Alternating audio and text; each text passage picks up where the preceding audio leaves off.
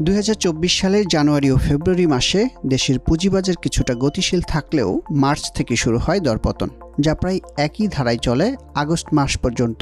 এরপর গণঅভ্যুত্থানে শেখ হাসিনা সরকারের পতন হলে সপ্তাহ ব্যবধানে সূচকে বড় উত্থান হয়, যা দ্বিতীয় সপ্তাহে এসে ফের নিম্নমুখী প্রবণতায় ফেরে। হারাতে শুরু করে মূল্যসূচক ও কমে লেনদেনের পরিমাণ। ওই ধারায় চলে বছরের শেষ পর্যন্ত।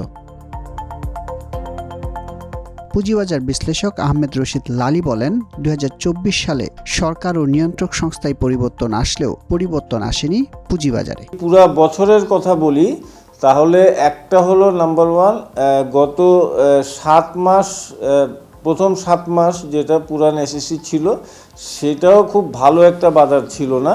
বাট এখন 5 মাস যেটা পরবর্তী সরকার চেঞ্জ হওয়ার, কমিশন চেঞ্জ হওয়ার পরে যে আসলো বাজারটা আমরা পেলাম, সেটা তো ওইটার চেয়েও খারাপ। সো এখন তো কোনো দিকেই কোনো নিঃশ্বাসই নেওয়া যাচ্ছে না বাজারের বিনিয়োগকারীরা খুবই পারটার্বড এবং তারা খুবই একটা অসুবিধার মধ্যে পড়ে গেছে। প্রথম 7 মাস এবং তার আগে 10 বছর ধরে আমরা যেটা সেখানে আমরা দেখেছি যে সরকারটা পুঁজিবাজার ফ্রেন্ডলি ছিল না। আচ্ছা ধরে নিলাম, ওকে, এখন তো সরকার নাই। আচ্ছা এখন ম্যানিপুলেটররা বাজারটাকে কাবু করে রাখছিল, ঠিক আছে, আর ম্যানিপুলেটরও নাই। এসিসি ঠিক মতো কাজ করছিল না, এখন পুরান এসিসিও নাই। তা এখন 3টা উপাদানের 3টাই নাই, তা বাজার এখন ভালো হচ্ছে না কেন?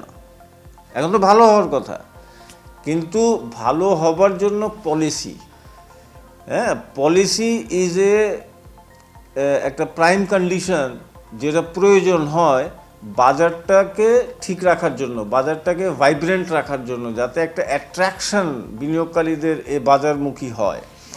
সো এই জিনিসটা অনুপস্থিত। অ্যাজ এ রেজাল্ট যেটা আমরা দেখছি যে গত সপ্তাহ কিংবা তার আগের সপ্তাহ বাজার একই রকম আছে। গত সপ্তাহের মতো চলতি সপ্তাহে ঢাকা স্টক এক্সচেঞ্জ ডিএসইতে লেনদেন হয় 4 কার্যদিবস।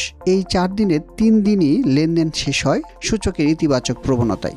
সপ্তাহের প্রথম 3 দিনে ডিএসইএক্স এর যোগ হয় 33 পয়েন্ট, তবে বৃহস্পতিবার 18 পয়েন্ট কমলে সপ্তাহ ব্যবধানে ডিএসইএক্স এর যোগ হয় 15 পয়েন্ট। আগের সপ্তাহের চেয়ে চলতি সপ্তাহে ডিএসইতে লেনদেন সামান্য বেড়েছে।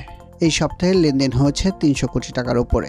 এর মধ্যে 374 কোটি টাকা করে লেনদেন হয় রবি ও সোমবার, আর সর্বনিম্ন 314 কোটি টাকা লেনদেন হয় বৃহস্পতিবার। ফলে চলতি সপ্তাহের দৈনিক গড় লেনদেন হয় 348 কোটি টাকা, যা আগের সপ্তাহের চেয়ে বেশি। এই বিশ্লেষক মনে করেন, বিনিয়োগকারীদের আস্থা নষ্ট করেছে পুঁজিবাজার নিয়ন্ত্রক সংস্থা বিএসইসির বেশ কিছু সিদ্ধান্ত। তাই বিনিয়োগকারীদের আস্থা ফেরানোর দায়িত্বও নিতে হবে তাদেরকে। বাজারে একটা ভাইব্রেন্সি আনতে হবে, কনফিডেন্স ফিরায় আনতে হবে এবং কিছু কিছু অ্যামেন্ডমেন্টস আনতে হবে রুলস এবং রেগুলেশনসে। এবং এইটার জন্য যদি 6 মাস 7 মাসের জন্য যদি অপেক্ষা করে এসিসি যে টাস্ক ফোর্সের রিপোর্ট আসবে তারপরে এই কাজগুলো করবেও, তাহলে এই জিনিসটা ব্যাকফায়ার করবে। বাজারই যদি না থাকে তাহলে আপনি টাস্ক ফোর্সের রিপোর্ট দিয়ে কী করবেন? আমার মনে হয় এসিসিকে বাজারে কনফিডেন্স ফিরিয়ে আনার জন্য কিছু কিছু কাজ কিন্তু ইমিডিয়েটলি করতে হবে, যেগুলো আমার মনে হয় না ওনারা করছেন। এই জায়গাটাতে এসিসিকে কাজ করতে হবে, রেগুলেটরকে। সেটা বাংলাদেশ ব্যাংকের সাথে কথাবার্তা বলে হোক, বিএফআইইউর সাথে কথাবার্তা বলে হোক, যেভাবেই হোক এই জিনিসগুলা কনফিডেন্স রিগেইন করার একটা টোটাল কাজ এসিসিকে করতে হবে পুঁজিবাজারের জন্য। তার মতে বাজারে খুব একটা তারল্য সংকট নেই, আস্থা ফিরলে গতিশীল হবে পুঁজিবাজার।